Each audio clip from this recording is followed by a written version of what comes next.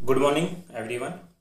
आज हम लोग पढ़ने वाले हैं इंटीग्रल कैलकुलस, जो कि कंप्लीटली डिफरेंस है या हम बोले अपोजिट है किसका बेटा, आपके पास डेरिवेटिव कैलकुलस का, या जो डिफरेंशियल हमने पढ़ा था उसका जस्ट अपोजिट है। तो सबसे पहले हम बात करते हैं what is the mean of integral calculus. तो इंटीग्रल कैलकुलस क्या होता है बेटा? Integral is the reverse process of diffraction. Diffraction का जो रिवर्स प्रोसेस है उसी को क्या बोला जाता है बेटा? Integral calculus. मान लीजिए आपके पास कोई फंक्शन है और आप उस फंक्शन को डेरिवेट करते हो। अब डेरिवेट करने के बाद जो आंसर आएगा उससे वापस क्वेश्चन कैसे बना सकता हूँ, मतलब कि डेरिवेट का जो आंसर है उससे दोबारा मैं क्वेश्चन पे किस तरीके से आ सकता हूँ, ये इंफॉर्मेशन हमें कौन देगा बेटा? इंटीग्रेशन। इसके अलावा हमने पढ़ा था कि जो डिफरेंशियल है उसका यूज हम किस में करते हैं? कोई लार्ज डेटा है और उसमें से एक बहुत स्मॉल चीज हमें फाइंड आउट करनी है, मतलब बहुत स्मॉल अमाउंट की अगर हमें रिक्वायरमेंट है तो वहां पर हम किसको यूज करते हैं बेटा? आपके पास डिफरेंशियल कैलकुलस को यूज करते हैं। इसी तरीके से इंटीग्रेशन का यूज क्या करेंगे? मान लीजिए आपके पास बहुत छोटे छोटे बहुत सारे डेटा हैं, तो ये छोटे छोटे बहुत सारे मैंने क्या बना दिए बेटा? डेटा। इन सबको आपस में क्या करना है बेटा? आपको ऐड करना है और ऐड करके एक बड़े से डेटा का फॉर्मेशन करना है। तो बहुत स्मॉल चीज़ों को आपस में ऐड करके एक लार्ज चीज में अगर आपको कन्वर्ट करना है तो वहां पर हमारी हेल्प कौन करेगा बेटा? इंटीग्रेशन आपके पास करेगा। तो ये इंटीग्रेशन का बेसिक क्या होता है बेटा? यूजेस होता है। अगर डेफिनेशन देनी है तो क्या बोलेंगे? Integration is the reverse process of differentiation, या फिर it is the process of finding the function whose derivative is given. Differential के बाद जो आंसर आपके पास गिवन है वो आंसर किसका फंक्शन था, ये अगर आपको फाइंड आउट करना है तो वहां पर हम किसको यूज करते हैं बेटा? इंटीग्रेशन को। जैसे एक एग्जांपल लिया कि एफ एक्स कोई फंक्शन है, उसको डेरिवेट किया डी बाई डी एक्स से, तो उसका रिजल्ट कितना आया बेटा? एफ डेक्स एक्स। अब इस एफ डेक्स एक्स को हम फिर से क्या करने वाले हैं बेटा? आपके पास इंटीग्रेट करेंगे। ये इंटीग्रेशन करने का तरीका है, तो रिजल्ट फिर से क्या आ जाएगा बेटा? जो ओरिजिनल फंक्शन आपके पास था, मतलब एफ एक्स आप फिर से डिटरमाइन कर सकते हैं। अभी मैं इसके कुछ एग्जाम्पल और कुछ फॉर्मूला सोल्व कराऊंगा, तब आपको और बेटर तरीके से सीधे समझ में आएगी। अब देखो, इंटीग्रल का मतलब इंटीग्रेट करना, इंटीग्रेट का मतलब ऐड करना। भाई हम कहते हैं किसी को हमने इंटीग्रेट कर लिया, किसी को अपने साथ मिला लिया, मतलब एडिशन की बात कर रहे हैं। अगर इंटीग्रल का मैं हिंदी वर्ड बोलूं तो वो लिखा जाता है बेटा समाकलन। इंटीग्रेशन क्या लिखते हैं? समाकलन। अब समाकलन का ये स्टार्टिंग के दो शब्द समझो। इसका मतलब क्या है? सम, और सम का मतलब क्या होता है बेटा? आपके पास जोड़ना। और यही तो मीनिंग में बताने की कोशिश कर रहा हूँ कि इंटीग्रल का मतलब क्या है? छोटी छोटी जो एलिमेंट हैं उनको आपस में ऐड करके जोड़कर आप क्या कैलकुलेट करना चाहोगे बेटा? एक लार्ज अमाउंट ऑफ वैल्यू, तो उस प्रोसेस को क्या बोला जाएगा? इंटीग्रल बोला जाएगा आपके पास। देखिए यहाँ पे, जैसे कि इंटीग्रल के कुछ फॉर्मूलाज हैं आपके पास। पहला फॉर्मूला है integration of 1 dx equal to क्या होता है? x प्लस सी आपके पास होता है।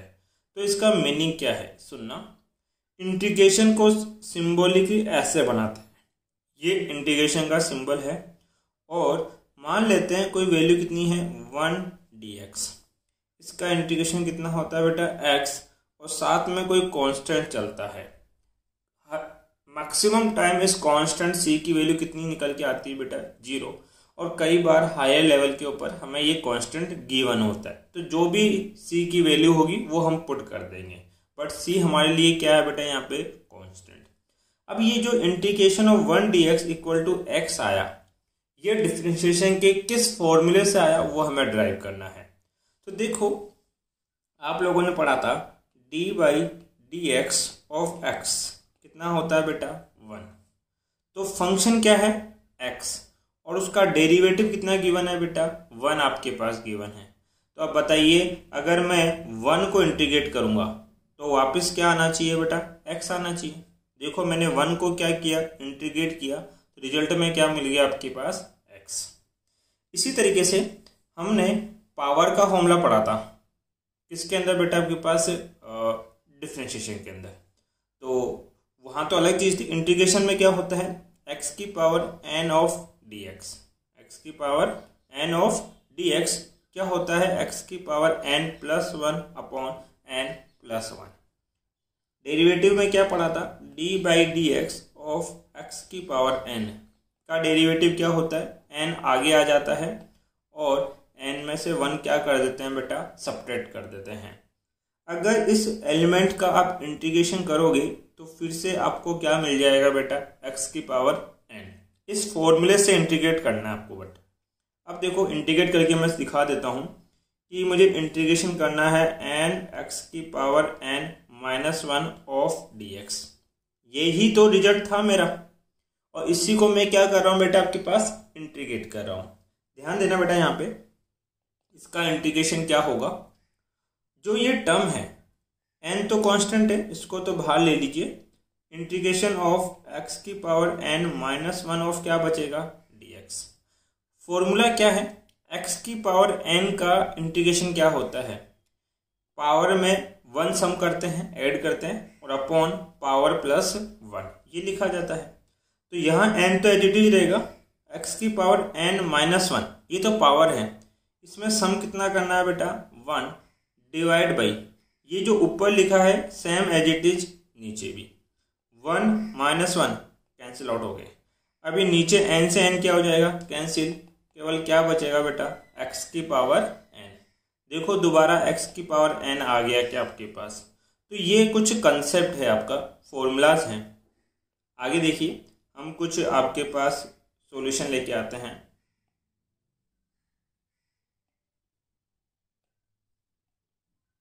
देखिए जैसे कि मैं क्वेश्चन लिखा हुआ है, एग्जाम्पल है कि इंटीग्रेशन ऑफ x की पावर 4 ऑफ dx कितना होगा। तो फॉर्मूला आपके पास है, ये पावर का है, तो सॉल्यूशन क्या होगा सर, x की पावर 4 प्लस 1। देखो n की जगह कितना है आपके पास 4 गिवन है, तो 4 प्लस 1 अपॉन में क्या होता है बेटा, n plus 1 that is 4 plus 1, plus में क्या चलता है बेटा, एक कांस्टेंट। इसको क्या लिख सकते हैं हम लोग, x की पावर 4 प्लस 1 हो जाएगा x की पावर 5 अपॉन में 5 प्लस में क्या c। ये हमारा क्या हो गया बेटा, आंसर। अगर पावर नेगेटिव में है तब क्या होगा, कोई कंसेप्ट चेंज नहीं होगा, सेम वही फॉर्मूला लगाना है। अब इसका फॉर्मेशन या इंटीग्रेशन कैसे सोल्व करेंगे बेटा, x की पावर माइनस 4, पावर में कितना ऐड करना है बेटा, प्लस 4 अपॉन पावर प्लस 1 आपके पास है, और प्लस में क्या चलता है बेटा, कांस्टेंट। ये हो जाएगा x की power minus 3 upon minus 3 plus c, और इसको क्या लिखा जा सकता है बेटा आपके पास, माइनस 1/3 x की पावर माइनस 3 नीचे आएगा तो x की पावर प्लस 3 बन जाएगा, और प्लस में क्या, कांस्टेंट। ये हमारा क्या हो गया बेटा, आंसर। ध्यान दीजिए, इस फॉर्मूले की एक कंडीशन है, ये फॉर्मूला तभी अप्लाई कर सकते हो जब n की वैल्यू क्या नहीं हो, केवल -1 नहीं होनी चाहिए। इसके अलावा कुछ भी हो आपके पास ये फॉर्मूला एप्लीकेबल होगा। नेक्स्ट क्वेश्चन देखें, अगर आपके पास 1/x ऑफ dx हो, 1/x ऑफ dx हो, तो उसका आपके पास इंटीग्रेशन क्या होता है, log e बेस x। अब देखो जो ऊपर वाला फॉर्मूला था, इंटीग्रेशन ऑफ x को ऊपर लेके जाएंगे तो x इनवर्स ऑफ dx हो जाएगा, तो उसका सॉल्यूशन भी कितना होगा बेटा, log e बेस x ही होता है आपके पास। अब इसलिए वहां मना किया था मैंने कि पावर अगर -1 होगी तो उसके लिए स्पेशल फॉर्मूला है कि आंसर क्या आएगा बेटा, log e बेस x आपके पास आएगा। अब देखिए हमने क्या पढ़ा था, डेरिवेटिव हमने पढ़ा था d by D X of log e base x equal to कितना होता है, 1/x। log e base x का डेरिवेटिव 1/x है, मैंने कहा था डेरिवेटिव और इंटीग्रेटिव एक दूसरे के क्या होते हैं, अपोजिट।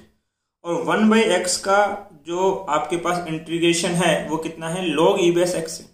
इसका मतलब 1/x को इंटीग्रेट करोगे तो log e बेस x आपके पास रिटर्न आ जाएगा। तो ये दोनों एक दूसरे के क्या है बेटा, अपोजिट।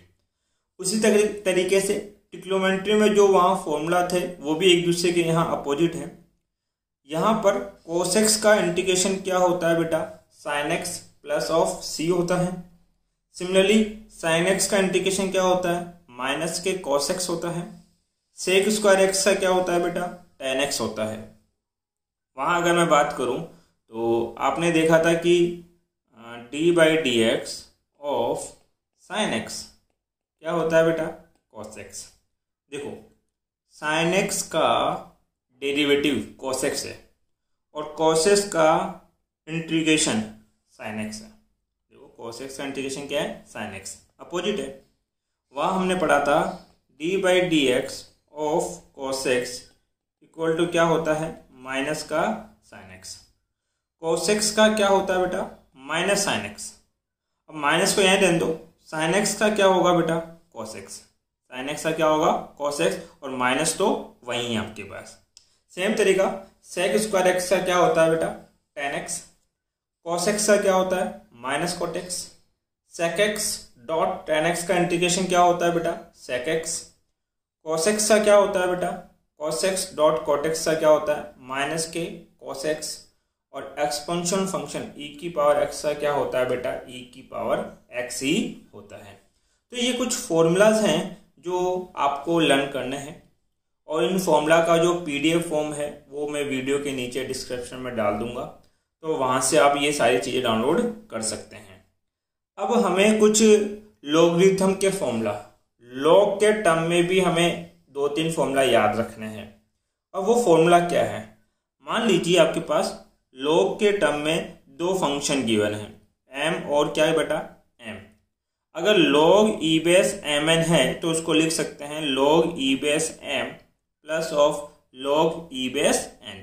मतलब ये दोनों चीजें जब प्रोडक्ट में होती है तो उनको बाद में कहाँ लिख दिया जाता है बेटा, प्लस के अंदर। ऐसे ही अगर log में 2 चीजें किस में है बेटा, आपके पास डिवाइड में, सॉरी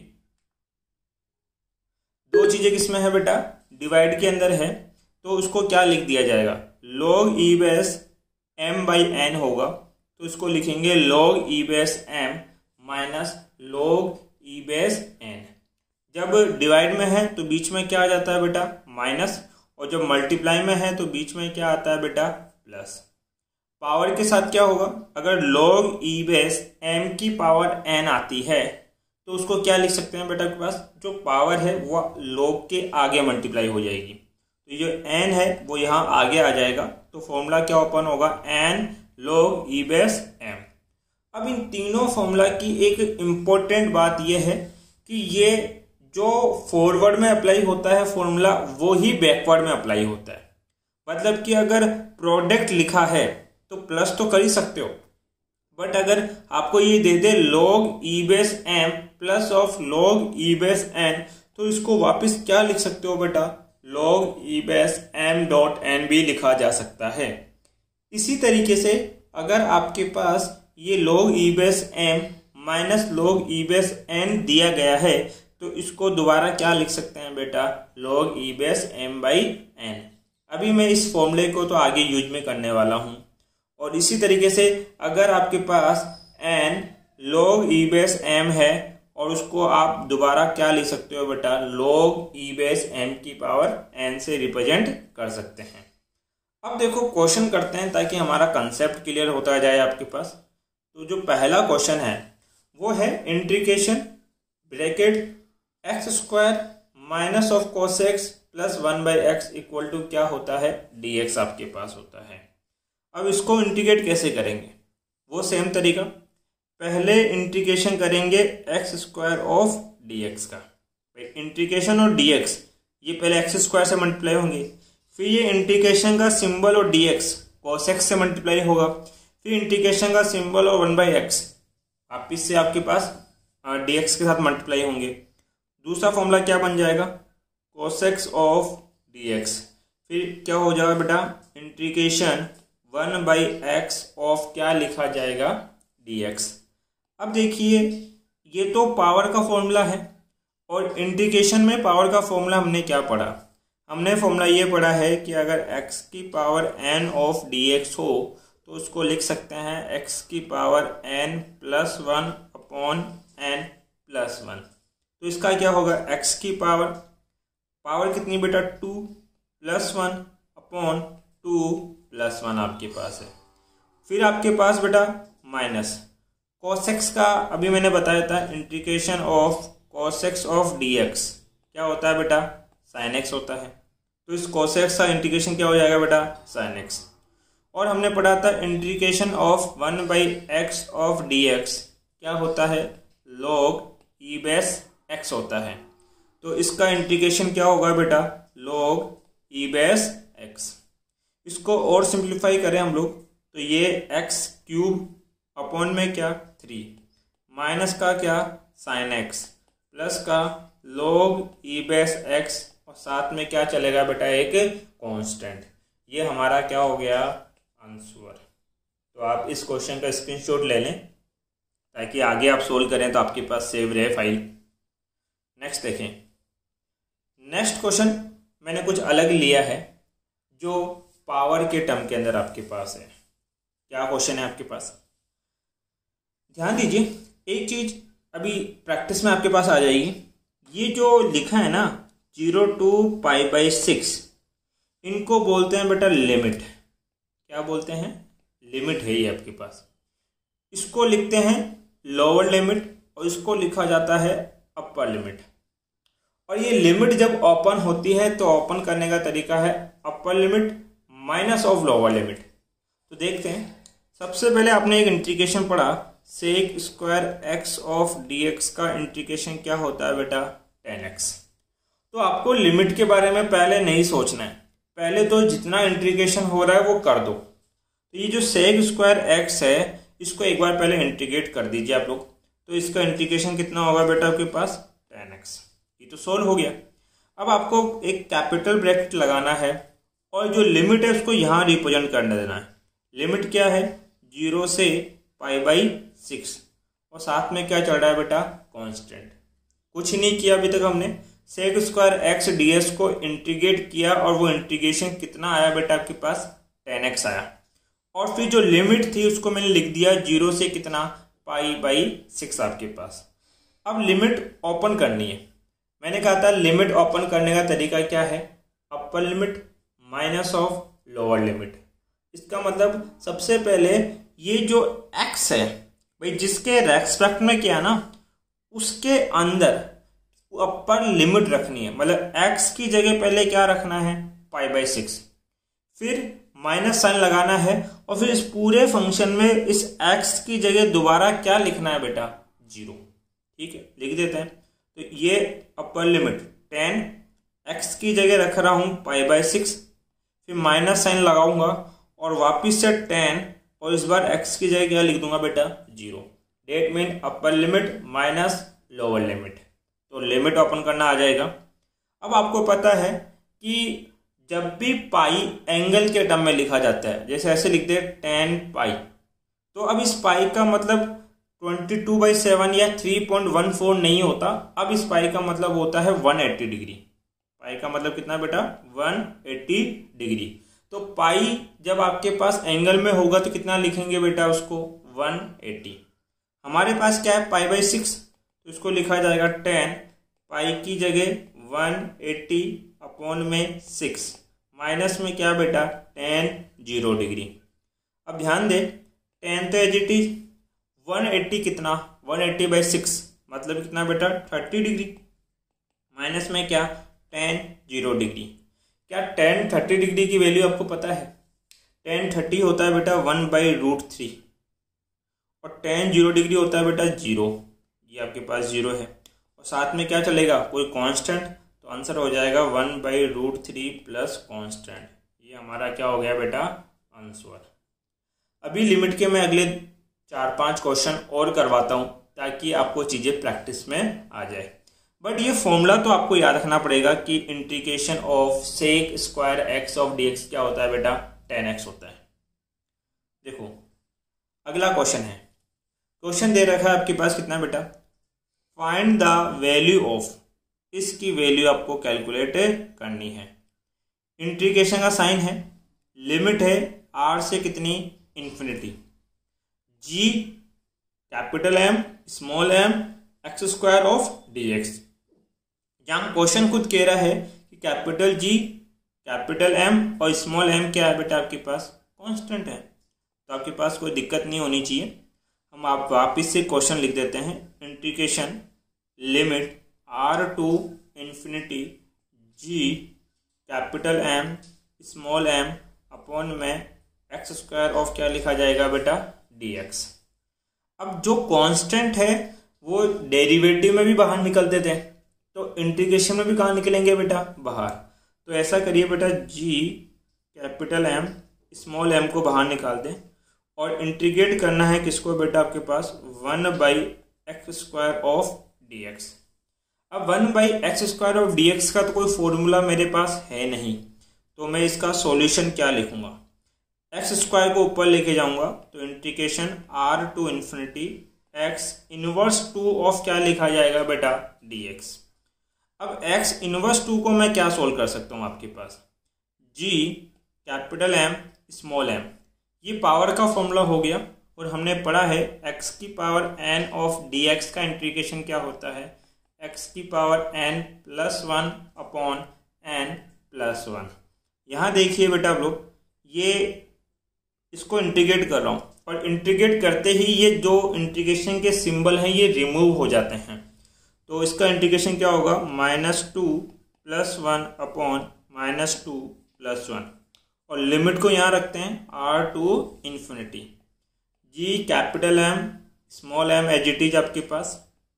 अब ये हो जाएगा एक्स इनवर्स, मतलब -2 में से +1 गया -1 अपॉन -1 R2 कितना बेटा आपके पास, इन्फिनिटी। ये रहेगा G capital M to small m आपके पास।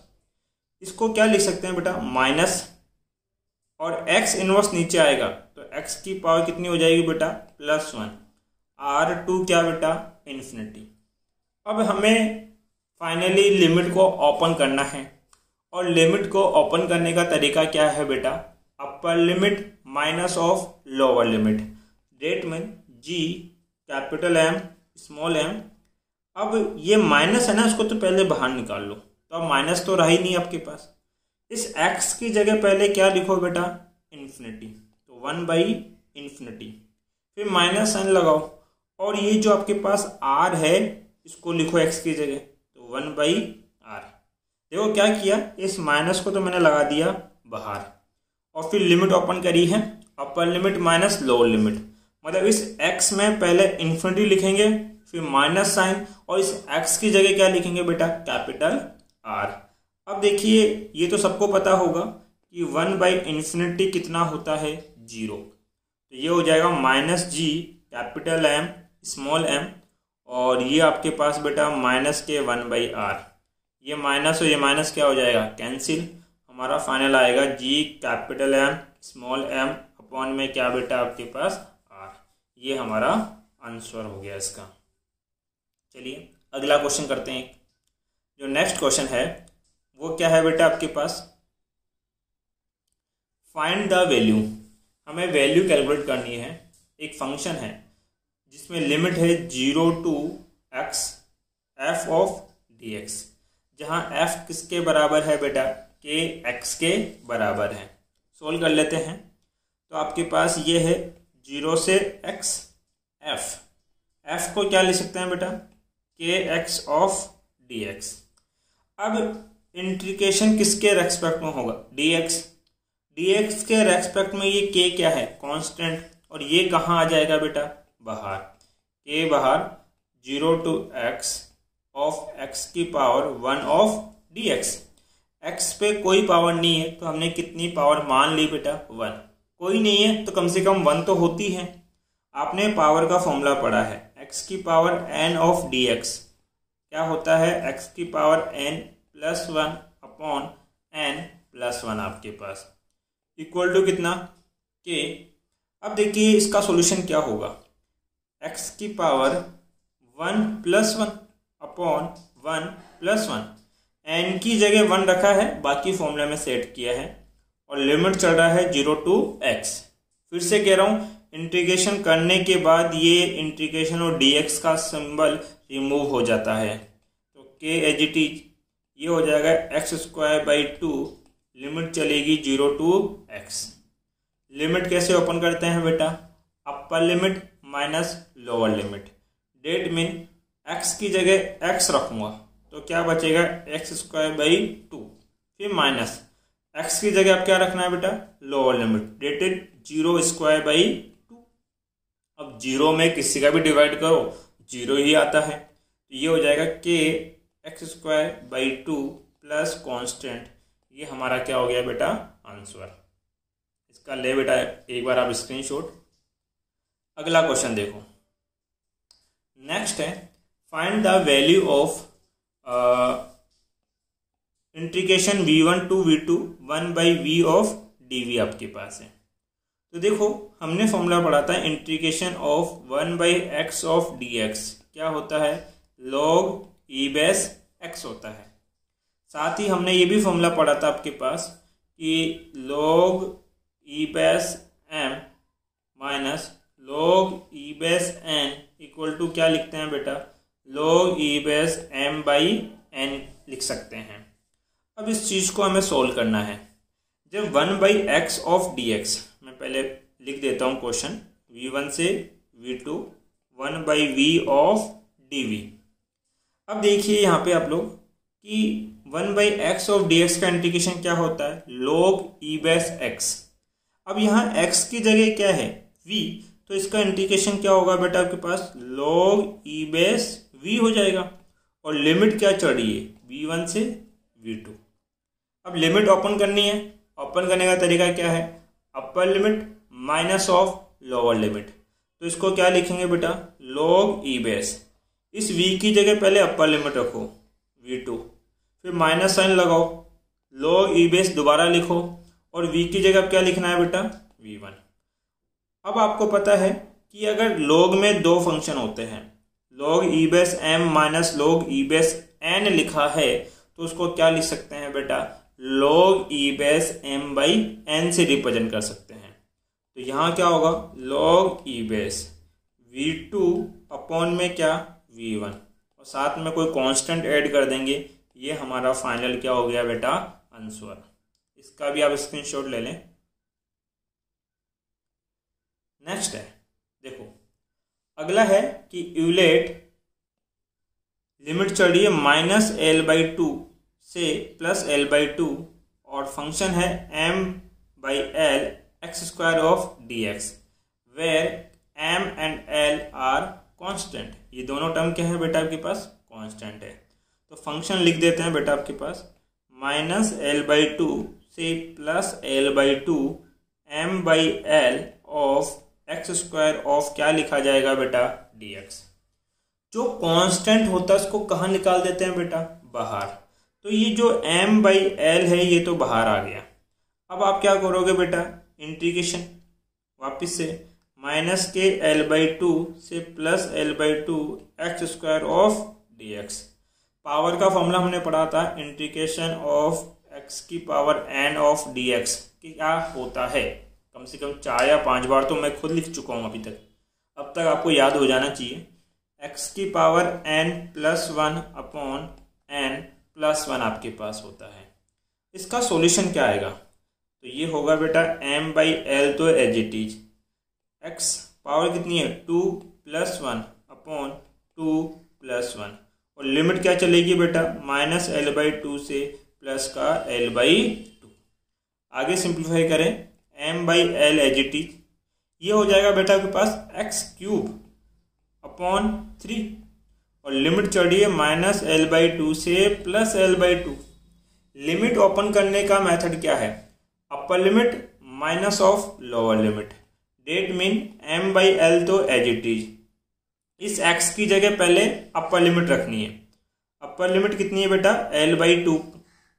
तो x की जगह क्या रख दिया बेटा मैंने? l/2 और इसका क्या करना पड़ेगा? क्यूब। अपॉन में क्या चल रहा है बेटा? 3। फिर माइनस साइन, एक्स की जगह रखनी लोअर लिमिट। लोअर लिमिट क्या है बेटा, -l/2 का क्यूब अपॉन में क्या है बेटा 3। अब सिंप्लीफाई करें, ध्यान दीजिए यहाँ पे